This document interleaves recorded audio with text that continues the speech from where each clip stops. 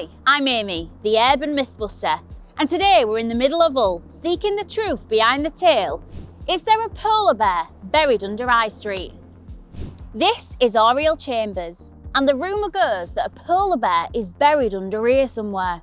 So I've found my way back to the Hull History Centre to ask the City Archivist Martin Taylor if there could possibly be any truth to the story. Martin. Amy. Polar bear, High Street. Is the truth buried, or is there no truth at all? Well, this seems to be another myth relating to Hull's zoological gardens. The zoo certainly housed at least one polar bear, and most of the animals who died there were actually stuffed by one of the keepers, a keen taxidermist, and there's no record of what happened to the other animals. What if a polar bear had died at the zoo and then someone had kept it in the cellar of the chambers? Well, it's possible, but the current Oriel Chambers was built in 1879, about 18 years after the zoo closed. It's unlikely anybody kept a dead polar bear all that time just to move it to the high street. And besides, the entire building was restored in 2006, and when I went down there to have a look at some archives, there was no polar bear in that cellar.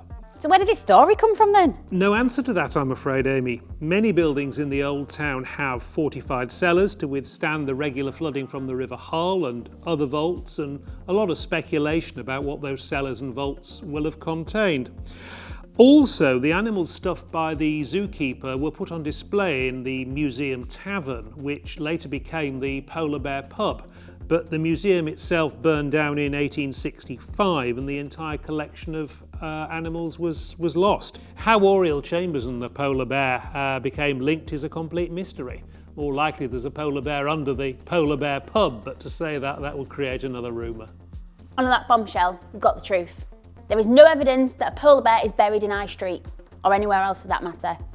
Amy Thompson, for Curiosity, at Hull History Centre.